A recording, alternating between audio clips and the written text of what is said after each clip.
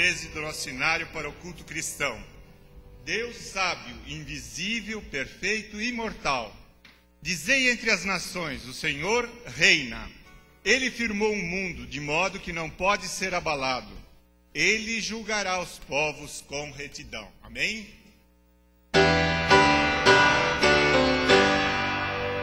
Deus sábio, invisível, perfeito e imortal, poder intangível da luz celestial, glorioso e bendito, o Senhor, a ti, Deus excelso, cantemos louvor.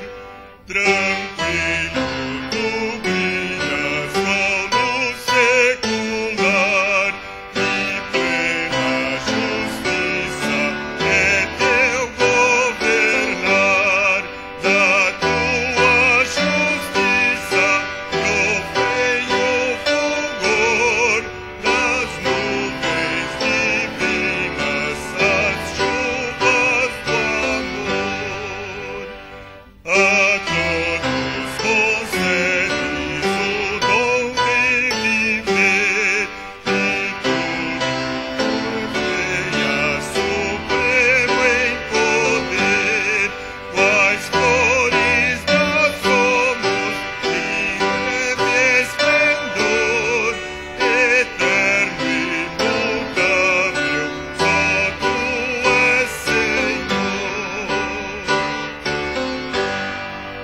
És Pai glorioso, és luz a brilhar, teus anjos não podem teu rosto mirar, mas nós entoamos aqui teu louvor, e as frontes curvamos, humilde Senhor.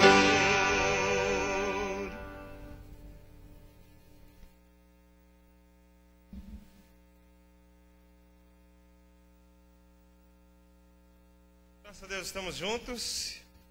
Nós louvamos a Deus e agradecemos a Deus pela oportunidade de estarmos juntos. Eu quero chamar aqui o Guilherme para que ele venha aqui à frente orar. Nós vamos nos apresentar diante de Deus, esse Deus a quem servimos, a quem agradecemos.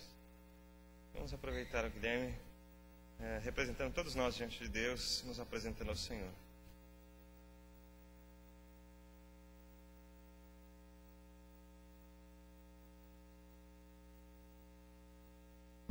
Vamos lá, irmão. Meu querido Deus, eu gostaria de vir hoje aqui agradecer por esse culto, por essa oportunidade de estarmos todos juntos. E também queria pedir que guardasse todos aqueles que ainda estão em viagem, que ainda estão curtindo as suas férias, seja onde for, mas que sempre ao seu lado. Espero que hoje seja um dia abençoado para nós e que esse culto seja louvado. Em nome de Jesus, amém.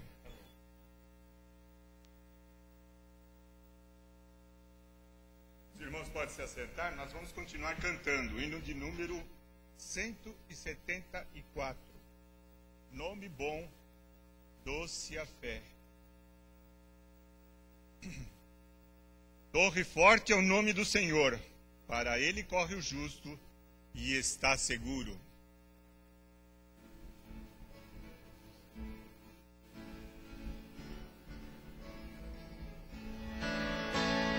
Nome santo e venerável é Jesus, o amado teu,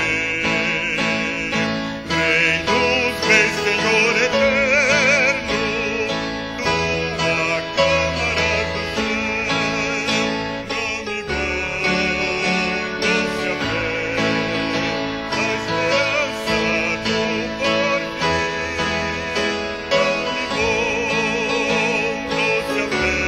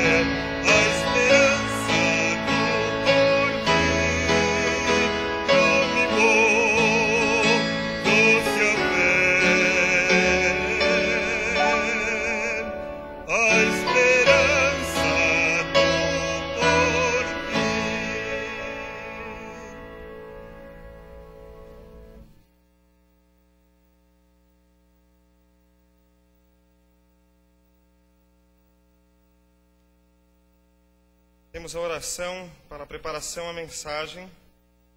E graças a Deus, a mensagem de Deus é muito importante para as nossas vidas. Podemos compartilhar a palavra de Deus. E digo que mais importante do que aquilo que o pastor fala é exatamente a própria palavra. E o pastor falando é apenas uma maneira de facilitar o nosso entendimento. Mas precisamos pedir que nosso coração esteja disposto a ouvir, as nossas mentes concentradas. E o desejo do nosso coração de gravarmos e depois aplicarmos. Então quero pedir que nós oremos ao Senhor para que as nossas vidas não percam a oportunidade de, diante de Deus, nos apresentarmos, né? Nos colocarmos para que sejamos abençoados pela sua palavra. Irmão Sério, por favor, vem aqui à frente orar ao Senhor, nos apresentar diante de Deus para a sua mensagem.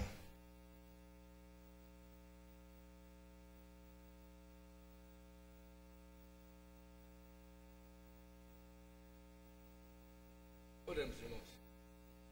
Nosso Deus e Pai eterno, na Tua presença, Senhor, Teu povo está reunido e estamos aqui, Pai Santo, porque o Senhor nos trouxe.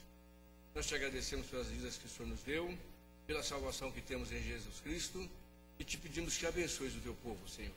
Ilumine as nossas mentes, abençoe os nossos passos para que andemos segundo a Tua vontade e fala, Senhor Deus, ao nosso coração através do Teu servo. Traz a mensagem, Senhor Deus, que nós precisamos ouvir para o nosso enriquecimento espiritual. Nós oramos agradecidos em nome de Jesus. Amém.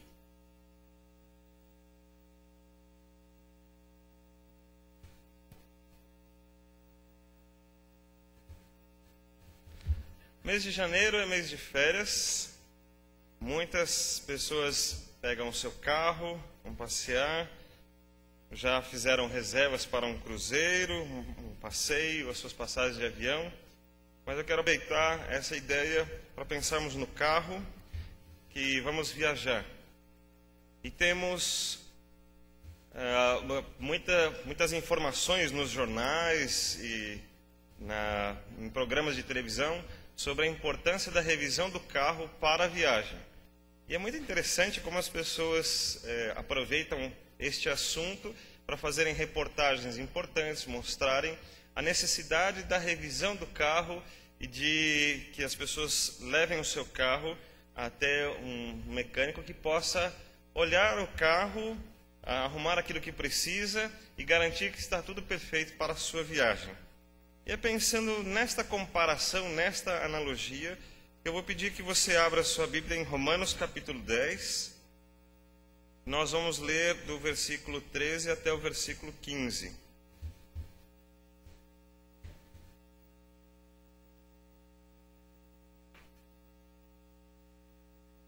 Romanos 10, a partir do versículo 13. Diz assim: porque todo aquele que invocar o nome do Senhor será salvo. Como, porém, invocarão aquele em que não creram? E como crerão naquele de quem nada ouviram? E como ouvirão se não há quem pregue?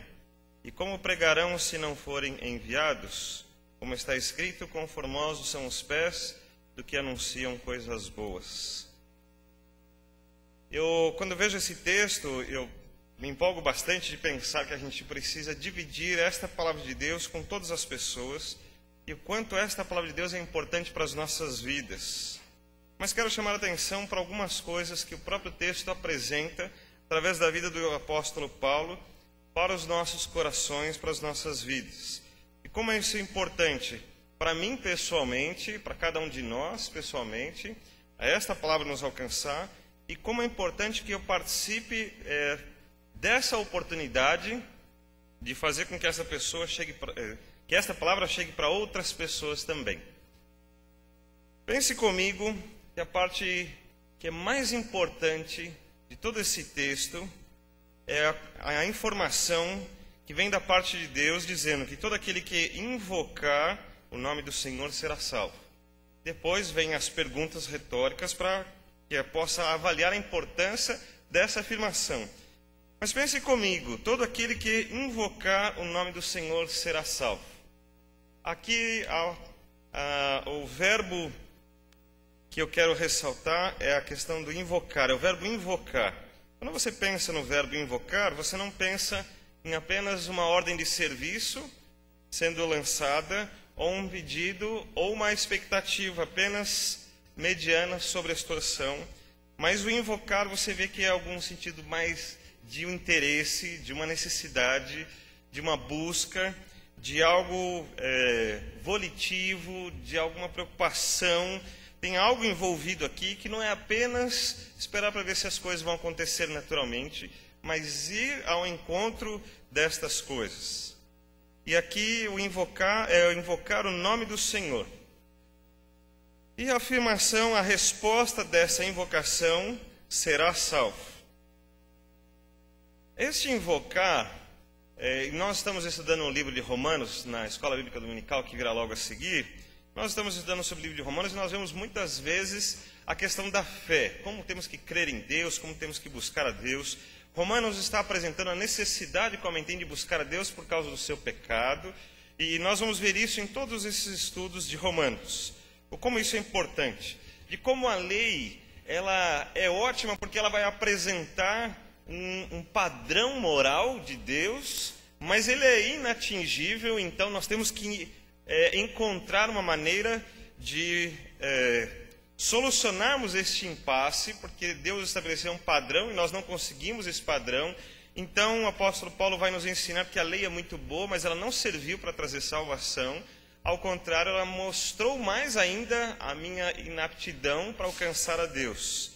E que, no final de tudo, a minha fé em Cristo é o que mais importa para resolver a minha questão.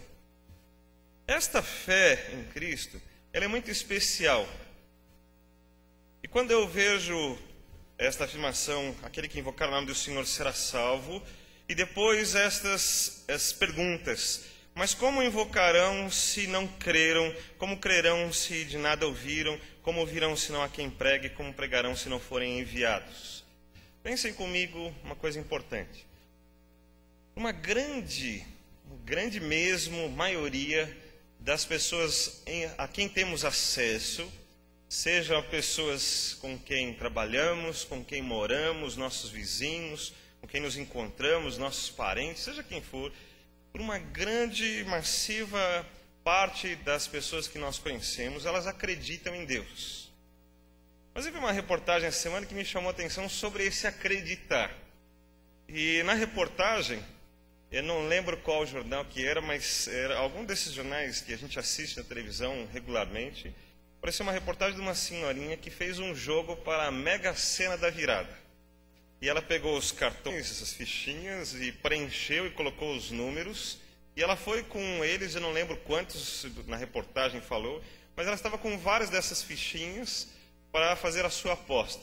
E quando chegou lá para fazer a sua aposta, cada aposta custava R$2.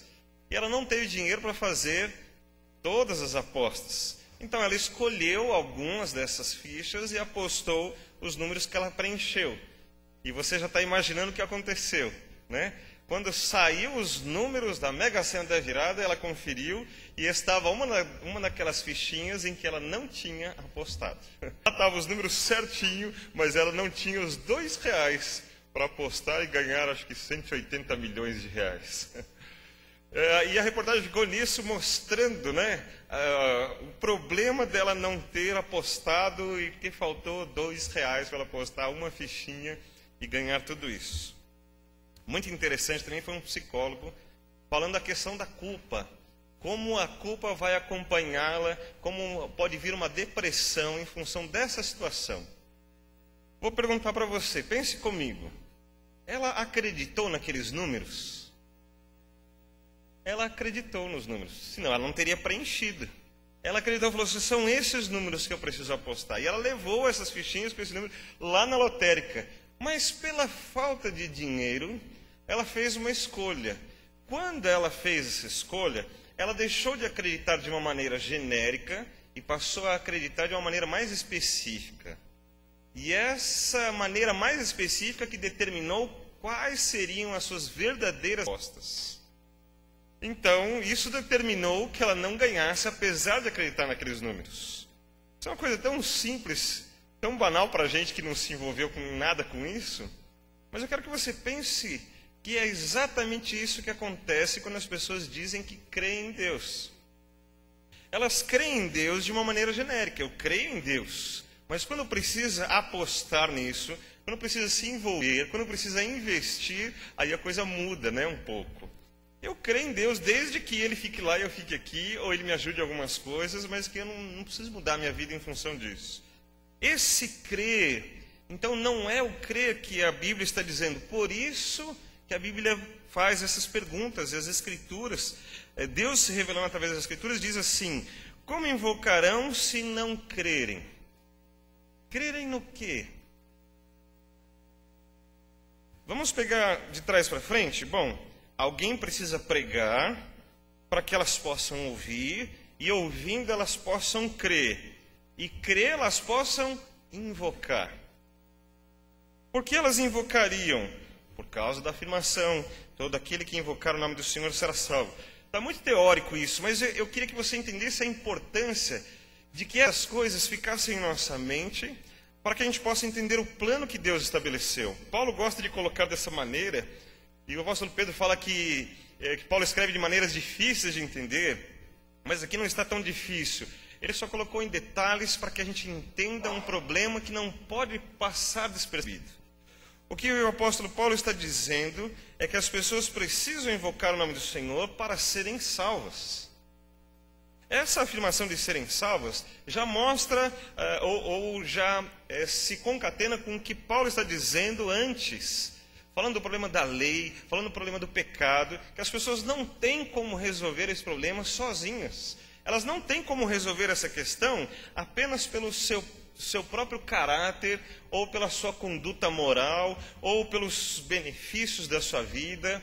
E como nós costumamos ouvir de muitas pessoas: mas eu sou uma pessoa boa, eu não mereço ir para o inferno, ou essas coisas são absurdas, eu não roubo, eu não mato, eu não falo mal das pessoas.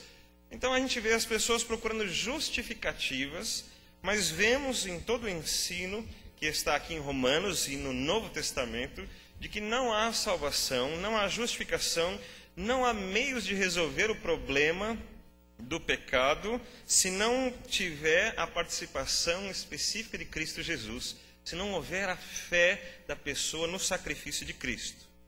Então, esta fé, ela vai vir porque as pessoas ouvirão a mensagem, e esta mensagem vai vir porque alguém foi pregar.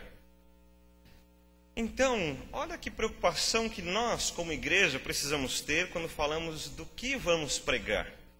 E agora vem uma parte importante. O texto diz de invocar.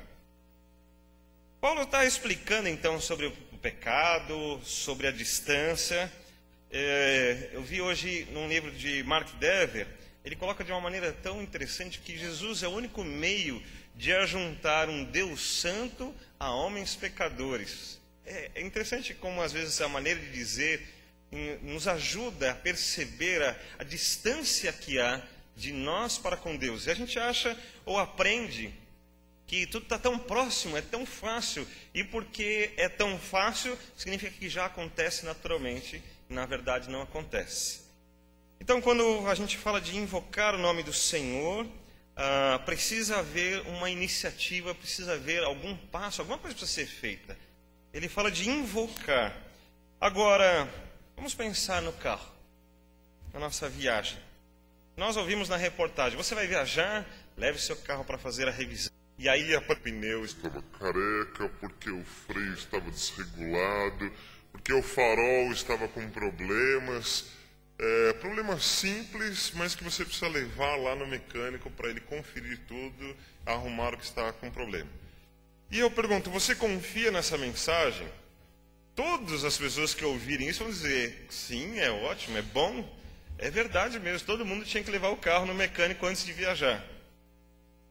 Bom, essa afirmação acho que vai ser assim 100% de positivo. Mas você pergunta agora: mas você levou? Aí a coisa vai mudar, né? Aí não vai ser 100% das pessoas que vão responder positivamente. Você costuma levar sempre? Aí vai diminuir mais ainda. Então, quando a gente percebe que a mensagem é boa e importante, e nós cremos nesta mensagem, é uma coisa. Mas quando pensamos se esta mensagem está sendo colocada em prática, é uma outra coisa. Também é interessante o seguinte, que alguns serviços na nossa vida, como mecânico, como serviços relacionados à saúde, por exemplo, tem muito a ver com a confiança. As mulheres são um pouco mais livres disso, mas os homens, por exemplo, quando cortam um cabelo num lugar, é para o resto da vida, né? Dificilmente a gente troca de lugar para cortar o cabelo. A gente não gosta de ficar experimentando. Hoje eu vou conhecer aquele outro cabeleireiro, aquele barbeiro. Hoje eu vou cortar aqui, amanhã eu vou cortar ali. A gente vai naquele lá e que bom que tem a gente achou aquele lá, porque eu não quero procurar nenhum outro, né?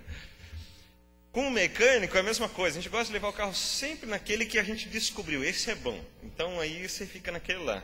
Ele é bom porque ou ele é bastante econômico, porque ele sempre dá um jeitinho na situação, ou ele é bom porque ele nunca dá um jeito na situação, ele troca tudo, ou ele é bom por alguma questão. A gente confia e o recebe como autoridade naquele assunto. Mesma coisa é o médico. Nós acreditamos que aquele médico é bom, né? Então gostamos de levar as nossas crianças sempre naquele pediatra, gostamos de passar sempre naquele clínico. As mulheres encontram um ginecologista e fazem esse aqui, e a gente não gosta de ficar trocando. Porque existe essa relação de confiança e a pessoa, nós assumimos que ela é autoridade nesse assunto. Quando então o texto diz, todo aquele que invocar o nome do Senhor, o texto não está dizendo todo aquele que ouvir a mensagem e responder positivamente. Mas o texto diz todo aquele que invocar o nome do Senhor. Isso significa que não pode ser uma mensagem apenas mostrando a importância de reconhecer o pecado, como Paulo vem falando. Não é apenas uma mensagem dizendo que as pessoas precisam de Deus. Não é apenas uma mensagem mostrando a importância das Escrituras. Não é apenas uma mensagem que mostre que o homem precisa melhorar de vida. E o problema dessas mensagens que ouvimos na televisão sobre o carro é que eles não dão um número do mecânico, o endereço, e falam assim, esse aqui você pode levar. Você vai ver que ele cobra barato e ele faz um bom serviço. Eles só falam que você precisa levar o carro, mas não dizem onde você precisa levar o carro. E quando fazem alguma reportagem, dificilmente você encontra um mecânico que você fala assim, esse aqui realmente resolve todos os problemas de todo mundo, né? E o que o texto está dizendo é que esta mensagem precisa ter alguém que resolve a coisa. E não apenas busque uma solução como a mensagem da televisão. Quando você pensa na questão da saúde, você começa, um dia você acorda e sua garganta está ruim, e você fica ali incomodado com a sua garganta, aí você toma um chazinho, depois você fala assim, preciso tomar alguma coisa, você toma um anti-inflamatório, e você está confiando naquele anti-inflamatório, que quando você vai ver a pesquisa científica daquele anti-inflamatório, a pesquisa científica, com todo o seu conhecimento e toda a maneira de provar que aquele anti-inflamatório funciona, ele começa dizendo assim, acredita-se que o mecanismo de ação e aí continua dizendo como funciona. Mas eles têm prova de que funciona, mas eles não sabem explicar como funciona. Então, o próprio cientista precisa aplicar uma fé pessoal de que aquilo funciona daquela maneira como ele apresenta. Ele tem os resultados, mas não tem certeza como realmente funciona.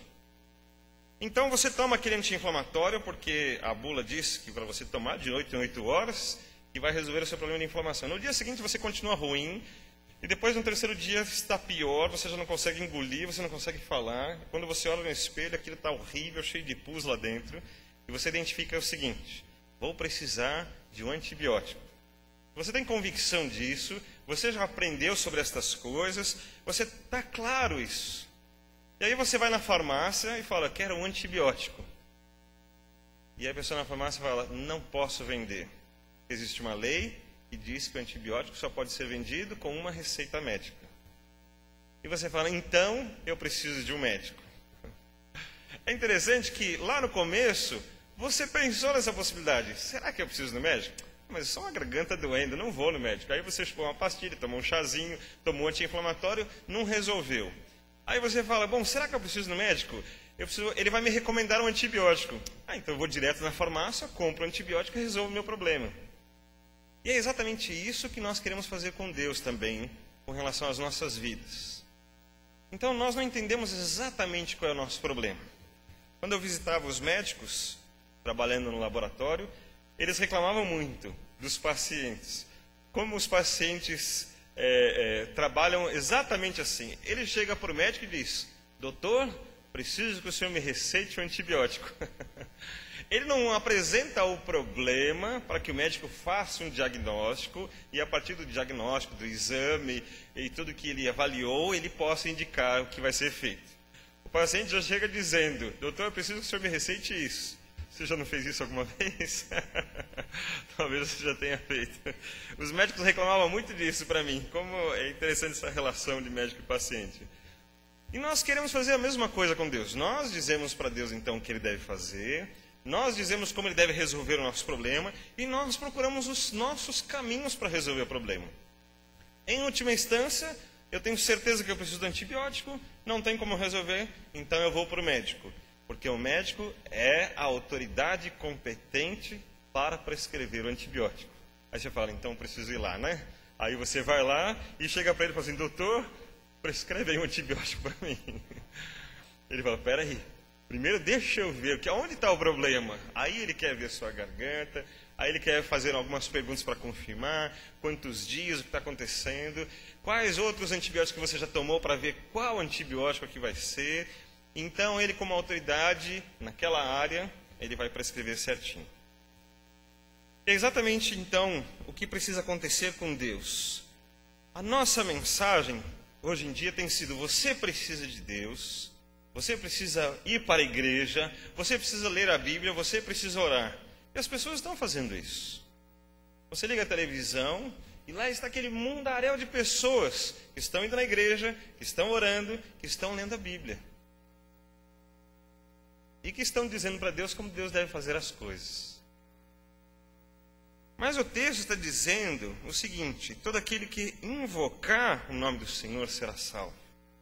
O texto não está dizendo todo aquele que começar a ir na igreja, começar a orar, começar a pregar, ou começar... O texto diz aquele que invocar. Assim como uma boa propaganda para resolver o problema do carro incluiria como resolver então, aonde você pode levar, e o nome de uma oficina, e a emissora se responsabilizar, dizendo: esta oficina eu garanto, né? O repórter disse: eu já trouxe meu carro aqui, meu carro resolveu, e é verdade, eu já vi o diploma dele, ele mostrou o diploma do curso que ele fez, né? Mostrando essa autoridade, você pode trazer aqui, então resolveria o problema do carro. Assim também nós precisamos fazer. Porque a igreja tem pregado uma mensagem que não fala a respeito do Senhor nesta mensagem. Fala a respeito do homem, da sua necessidade de resolver o problema. E nós damos as soluções. E assim como aquele que foi na farmácia, às vezes nós ensinamos. Não, começa a ir na igreja, começa a orar, começa a dar oferta, começa a fazer as coisas, você vai ver que a sua vida vai melhorar. E não é isso. O texto está dizendo: todo aquele que invocar o nome do Senhor. O que nós precisamos dizer na nossa mensagem é que a condição do homem está realmente ruim. Ele precisa ser salvo. Esta é uma consciência que nós precisamos ter. Talvez até alguns de nós estejam frequentando a igreja, tendo a consciência errada de que nós estamos resolvendo o nosso problema quando ainda não invocamos o nome do Senhor. Quando ainda não pensamos na autoridade de Deus como o único que pode prescrever o antibiótico, o único que pode garantir o conserto do seu carro e dar meses de garantia, se pifar, você traz aqui que eu arrumo e não vai ter custo para você. Ou como nessa questão principal que estamos falando, de que a sua vida estará realmente garantida e os seus pecados perdoados e a sua vida justificada. Às vezes falamos de tantas maneiras de resolver o nosso problema, mas não estamos levando as pessoas a entenderem que existe um Deus, só esse Deus pode resolver o problema. Qualquer outra coisa que a pessoa fizer não vai resolver o seu problema. E nós estamos mostrando mil e uma soluções. John MacArthur reclama muito de que os homens estão pregando um levantar de mãos, quando não estão pregando como as pessoas se converterão a Deus. O levantar de mãos é importante, sim, porque identifica o momento, porque leva a pessoa a dispor-se para isso. Mas parece que a gente parou ali e cumpriu meu propósito. A pessoa levantou a mão, ela disse que quer aceitar Jesus, tá bom, fizemos a nossa parte. Quando na verdade o texto diz que há um invocar, há uma necessidade de entender essa autoridade de Deus como realmente esse pode resolver o problema. Mas pense na questão do carro. Quando eu falo para você, leve seu carro, precisa arrumar. Olha, não vai viajar sem arrumar. E você fala, é mesmo, esqueci disso. E eu falo para você, conheço uma oficina mecânica muito boa, tem ali um pessoal que trabalha muito bem. E você vai perguntar, você já levou seu carro? Não, nunca levei o carro. Mas você sabe, eles fizeram cursos bons, alguma coisa assim? Não sei. Olha, mas você conhece alguém que falou alguma coisa? Não, só é que eu vi a placa, eu achei tão bonita aquela placa, tenho certeza que eles são muito bons. Isso não é uma relação de confiança, isso não é aval para se falar, para você levar o seu carro lá. E da mesma maneira, quando nós estamos apresentando os programas, os eventos, o que nós fazemos, ou a nossa própria vida, isso não identifica a solução para o problema. Quando o texto diz, como invocarão se não creram, e como crerão se não ouviram, e como virão se não há quem pregue, e como pregarão se não forem enviados, significa que tem um processo todo para chegar nessa questão da pessoa invocar a Deus. Então, o que precisa ser feito é que pessoas precisam ser enviadas. O envio tem todo um processo, né? Tem uma autoridade estabelecida, tem um plano que foi feito, não aconteceu do nada. Teve um plano. Quando a gente fala de pregar, então não é pregar qualquer coisa. Quando pregamos a Deus, explicamos às pessoas sobre Deus e falamos sobre a santidade de Deus, sobre a distância que há no homem, e eu consigo explicar para as pessoas a grandeza de Deus, a santidade de Deus, e esse problema terrível que o pecado nos traz, mantendo essa distância de Deus. Pode ser que assim eu consiga mostrar melhor para as pessoas o que realmente elas estão vivendo e qual realmente é a esperança que elas podem ter. Qual a esperança uma pessoa pode ter de ir na igreja, de dar o seu dízimo, de orar e de orar ao Senhor todos os dias? Olha, ela pode crescer, ela pode conhecer mais a Deus, ela pode conhecer muitas pessoas, ela pode participar da história daquela igreja, mas com relação à salvação, nenhuma. Irmãos, gravem isso. Tudo que você fizer da sua vida, em termos religiosos, nada destas coisas pode garantir você salvação. Salvação, só quem pode garantir para você é Cristo. E quando eu penso em Cristo, o que é Cristo? É aquele Cristo crucificado? É o Jesusinho, meu amiguinho que está comigo todo dia, que eu faço uma oração para ele? Irmãos, eu preciso entender a grandeza do sacrifício de Cristo, o poder que Cristo tem para perdoar pecados. E o judeu sabia tanto disso que quando Jesus disse, os seus pecados estão perdoados, eles acharam um absurdo. Isso é blasfêmia, só Deus pode dizer uma coisa dessas. Eles entendiam o poder que é implicado para que uma pessoa seja perdoada dos seus pecados. O tamanho da culpa que fica sobre uma pessoa com qualquer pecado. Lembro de Romanos 6,36, que diz que o salário do pecado é a morte. Então não interessa o tamanho do seu pecado. O tamanho do seu pecado vai influenciar nas consequências desse pecado.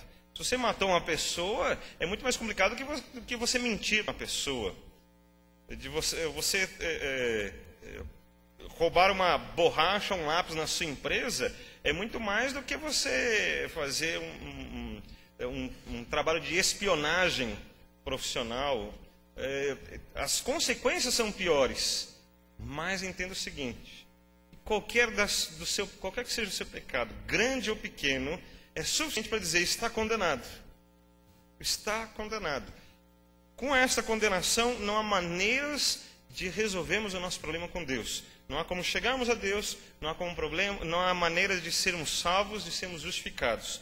Em função disso, a única solução é aquele que invocar o nome do Senhor, este será salvo. Este invocar, então, irmãos, está embutido aqui, está implícito, tudo que envolve esse resgate. Porque se eu não entender o peso do meu pecado, se eu não entender a santidade de Deus, o caráter moral de Deus e a minha podridão, eu acho que é só trocar uma ideia com Deus.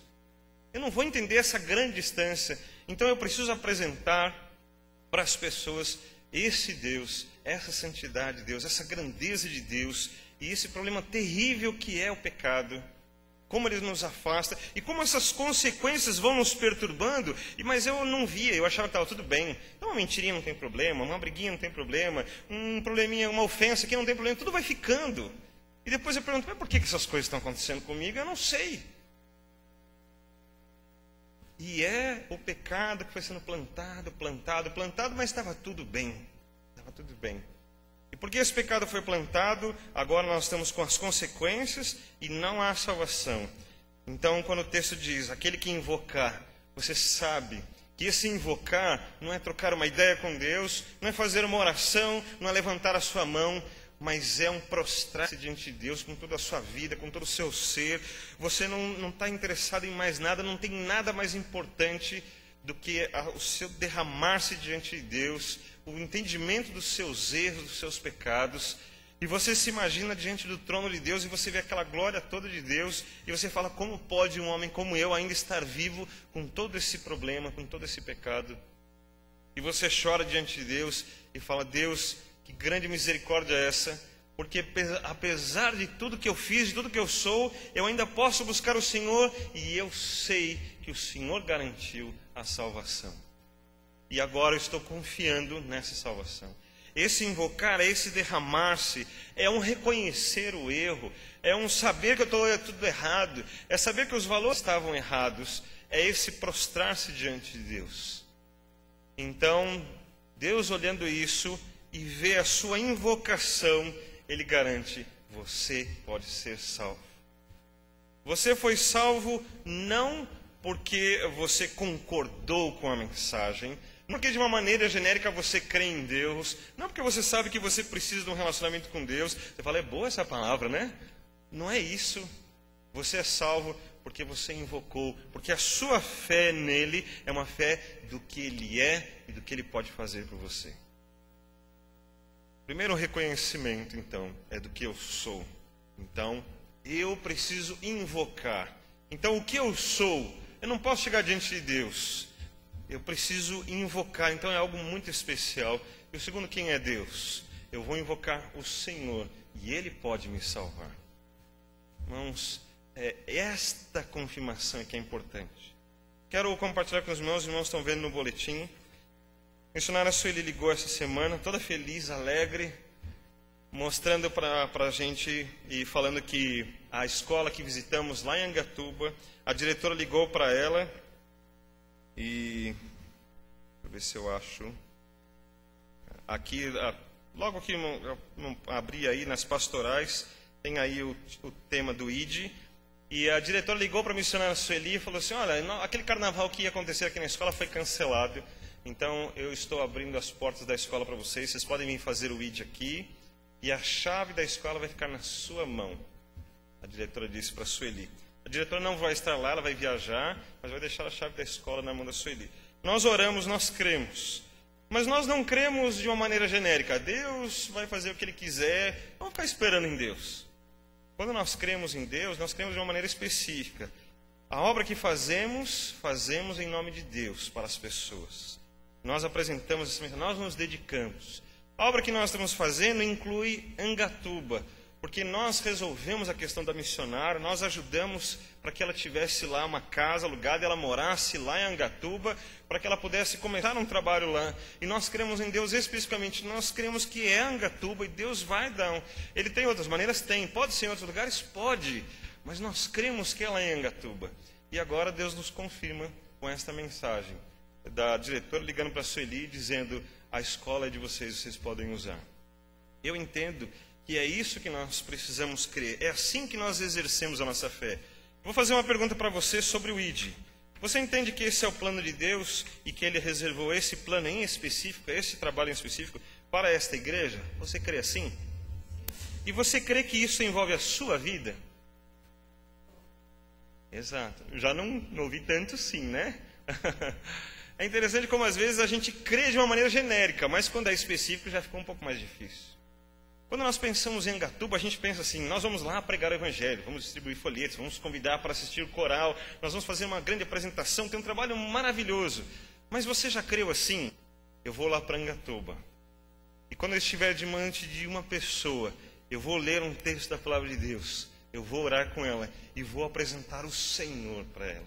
E na hora que eu apresentar o Senhor para ela, através das Escrituras, eu fui enviado, eu estarei pregando, ela vai me ouvir e ela vai poder crer. Então, ela vai perceber quem ela é, ela vai entender quem Deus é e ela vai invocar o nome do Senhor. Sim, que você está indo para lá para fazer esse trabalho em específico, é esta fé que você tem ou é só uma fé genérica? Nós vamos lá, vamos fazer e algumas pessoas vão se converter. Quando você não pode ir e você dá uma ofertinha, fala assim, eu vou ajudar a pagar para alguém ir. E esse dinheirinho que você escreve id e põe aqui, deposita aqui, ou que às vezes alguém fala assim, você pode pagar para alguém e você paga para alguém. Depois você confia assim, alguém está indo lá, eles vão cantar bonito, eles vão fazer uma grande apresentação. Ou você crê, esse dinheiro aqui vai ajudar a pagar a passagem para alguém, que vai bater numa porta, vai apertar uma campainha, vai falar com alguém. E esse alguém vai ouvir esta mensagem, e ele vai ter um encontro com Deus, e vai ser impactado por esta mensagem, e ele vai invocar o nome de Deus. Como é a sua fé? Lembra da mulher na loteria? Ela queria que todos aqueles números eram bons. Só que na hora de escolher quais eram os números, ela escolheu errado. Então eu quero pedir que você exerça a sua fé em 2 sentidos. Em primeiro lugar, pessoalmente, com relação à sua vida para com Deus. Pense na sua vida. Todo aquele que invocar o nome do Senhor será salvo. Como você crê em Deus? De uma maneira genérica ou de uma maneira específica? Você entende o que Deus é? Você entende o seu caráter? Você entende que Deus pode controlar a sua vida? Que Ele tem caminhos para você?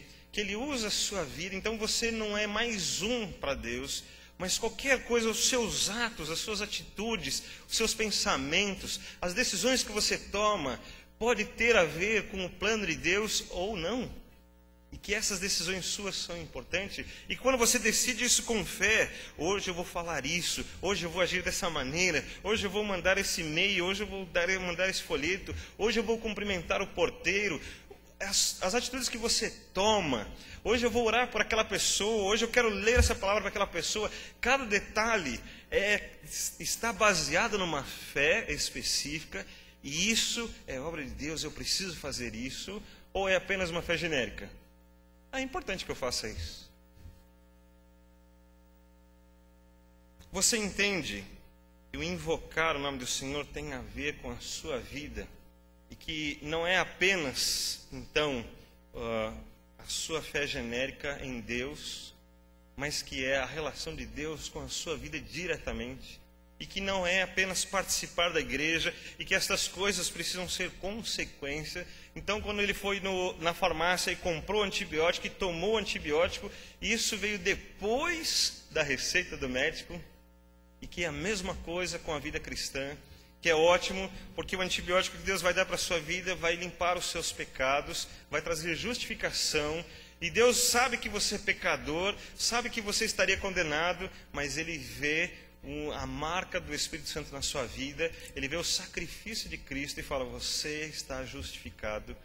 Então você entende esse processo de Deus. Então não vá para frente em nada na sua vida cristã antes de ter convicção de que houve um dia em que você invocou o nome do Senhor de todo o seu coração, que você se entregou a Ele, que você percebeu essa grandeza de Deus e essa autoridade que só Deus poderia dar essa justificação para você. Não vá nada além na sua vida cristã antes de passar por essa etapa. Não vá nada além, não adianta você ir além disso, mas não desanime, porque essa etapa não é a parte difícil, mas é a parte mais importante. Envolve a sua fé. Então, a primeira coisa é muito pessoal, é você com Deus. é o seu dia a dia, é as suas decisões, tudo que você faz com Deus. Toda a sua esperança com Deus, nesta vida agora, para a eternidade, para todas as coisas.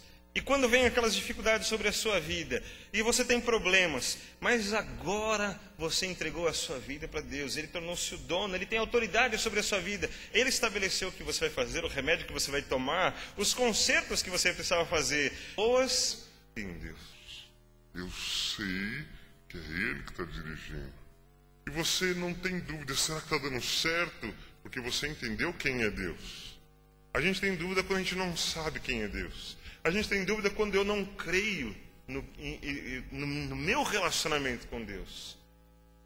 Essa é a primeira parte. A segunda parte, eu quero convidar você a exercer a sua fé é naquilo que realmente você vai pregar. Neste ano nós estamos sendo desafiados a sermos discipuladores. E o texto de 1 Coríntios 11:1, sejam meus imitadores como eu sou de Cristo. O que é Cristo para mim? Se eu sou seguidor ou imitador de Cristo, ainda que eu seja imperfeito, os ideais que eu vejo, as promessas que eu ouço de Cristo, essas coisas têm um significado tão forte para mim, que eu posso dizer para as outras pessoas, sejam meus seguidores. Agora, se esta fé ainda não é uma fé bem exercida no meu coração, eu vou ter receio de dizer essas coisas. Eu não vou poder dizer, façam o que eu faço, porque eu também sou cheio de erros. Eu não posso ser autoridade para as pessoas. Então, quero convidar você a exercer sua fé, primeiro pessoalmente, e segundo, uma fé que possa envolver outras vidas.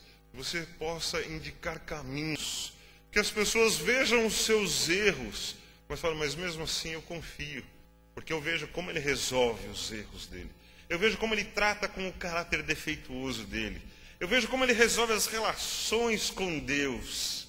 E é exatamente isso que eu preciso fazer também. A pessoa vai ver em você como chegar ao caminho. A pessoa vai ver em você como resolver o problema dela com Deus. Ela vai ver em você que ela também é pecadora. Ela vai ver em você como resolver o seu problema da eternidade. Ela vai ver em você uma vida simples, justa, natural, mas com esta fé, com esta convicção, com esse relacionamento resolvido com Deus. Para essas duas coisas que eu quero convidar você. E quando estivermos indo lá para Angatuba, todos nós possamos dizer isso. Tanto os que ficarem, que estarão nos enviando, quanto os que forem, possamos dizer todos juntos, quão formosos são os pés do que anunciam coisas boas. Possamos ter essa convicção de que não estamos indo apenas para um programa, de que a igreja não está nos enviando apenas para mais um trabalho, mais um ano, mas que há alguma coisa bem específica. Eu consigo visualizar a mensagem que eu estou pregando. Então não interessa quem está indo, não interessa se vai estar com as crianças, se vai estar no som, na segurança, se vai falar depois do coral, se vai cantar, se vai encenar. Não interessa, todos nós vamos estar muito preocupados com a mensagem. O que eu vou falar? Eu preciso apresentar um Deus, que as pessoas olhem e falem, eu preciso invocar esse Deus. É esse Deus que nós queremos apresentar. Que Deus nos abençoe neste propósito. E eu quero pedir que você não esqueça desses dois desafios de fé para a sua vida.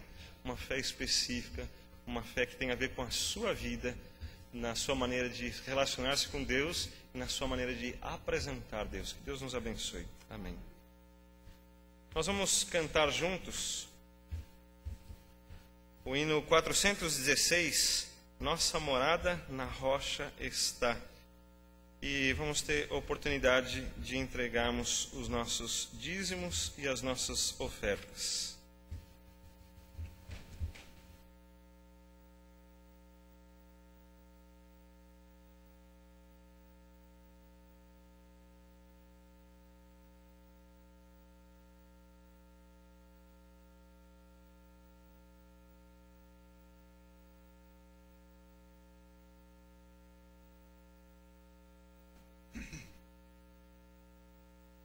Nossa morada na rocha está. Todo aquele, pois, que ouve estas minhas palavras e as põe em prática, será comparado a um homem prudente e edificou a sua casa sobre a rocha.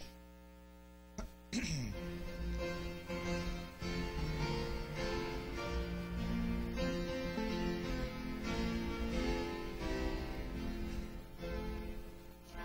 alicerce tendes para construir uma casa firme para resistir grande tempestade que há de chegar, e a instável casa de derrubar. Nossa morada na rocha está, firme e segura ela ficará. Quando o temporal contra ela der, há de resistir e permanecer. Como faz a areia na fundação, fazem nossas obras na salvação. Pois alguém que nela somente crê, no Senhor Jesus nunca não tem fé. Nossa morada na rocha está, firme e segura ela ficará. Quando o temporal contra ela der, há de resistir e permanecer. Os cristãos, porém, que na rocha creem, pelas obras mostram a fé que tem. Com a fé firmada no Salvador, na maior tormenta não tem pavor. Nossa morada na rocha está, firme e segura ela ficará. Quando o temporal contra ela der, há de resistir e permanecer.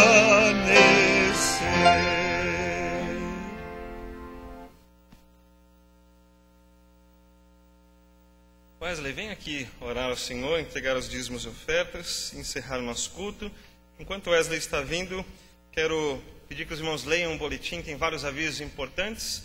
Um deles é que eu e o pastor Té estaremos nesse próximo final de semana lá na Assembleia da Convenção Batista Brasileira. Vai ser em Foz do Iguaçu, longe, mas estaremos lá junto com outros pastores e as pessoas que foram enviadas pelas suas igrejas.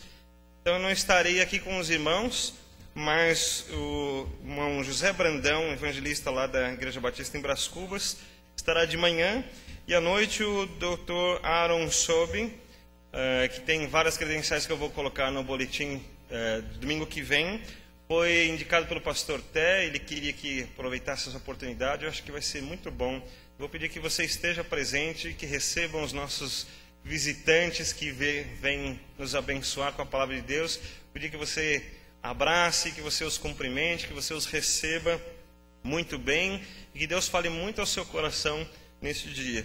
No outro final de semana, dia 29, estarei em férias, então vou estar viajando com a minha família. Também não estarei presente, ficará 2 fins de semana. Mas também aí eu coloquei 2 pregadores muito bons, com todas as credenciais. De manhã o pastor Manuel Té e à noite o pastor Walter. Então eu coloquei esses aqui para ter certeza de que ninguém vai faltar, né? Que você possa vir, que você também receba esses 2 visitantes, né? Também com o seu carinho, com a sua presença, que também Deus fale muito aos seus corações. Vamos orar ao Senhor. Vou pedir que durante esta oração você também apresente ao Senhor o seu pedido, a sua vida, a sua invocação ao Senhor. Coloque a sua vida diante de Deus. Fale com Ele neste momento. Após esta oração, Macate está com a palavra. Nosso Deus, muito obrigado porque o Senhor é nossa rocha, o Senhor é nossa morada, e nós sabemos que em Ti nós estamos firmes, estamos seguros, Senhor. Pai, nós queremos Te agradecer nesse momento por esses dízimos, essas ofertas que aqui foram colocadas no Teu altar, Senhor. Te agradecemos, Deus, porque o Senhor já providencia pessoas que cuidam desse dinheiro e sabemos que está em boas mãos, Deus, para que seja feita a Tua obra da melhor maneira possível, Deus. Obrigado, Senhor, porque temos consciência, Deus, que esse dinheiro é importante para o Teu reino, Senhor. Essa é a nossa oração em nome de Jesus. Amém.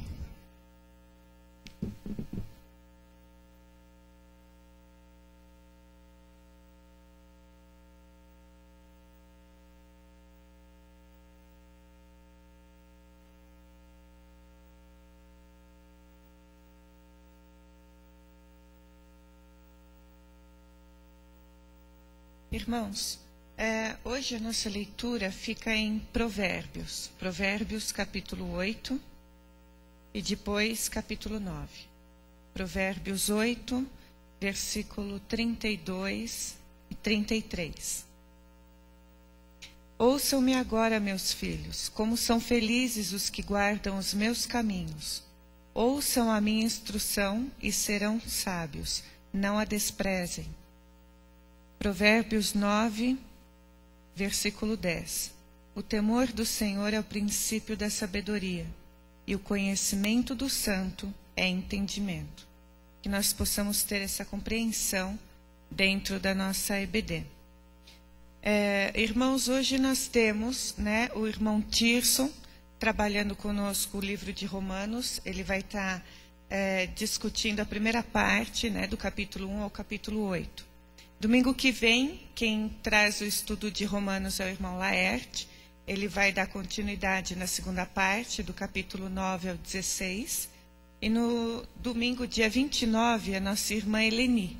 Ela vai trazer toda a aplicação prática do livro de Romanos para as nossas vidas. Existe alguém que precisa dar algum recado, algum aviso importante? Não? Então, nós estamos dispensados para o nosso café. Então, a EBD começa às 10h30 com a aula aqui. É uma sala única, não esqueçam, tá bem? 10h30 em ponto nós vamos começar e a aula termina pontualmente às 11h30. Fale, Mameira. É mesmo, ilustre visitante Marquinho, levante-se, por favor. Então, por favor, irmãos, cumprimentem depois nosso ilustre visitante. Mais alguém nos visita nessa manhã? Podem se levantar, por favor? Vocês são de alguma igreja? Seja bem-vinda. Seu nome? Ariane, seja bem-vinda. Os irmãos que estiverem próximos, por favor, cumprimentem a Ariane.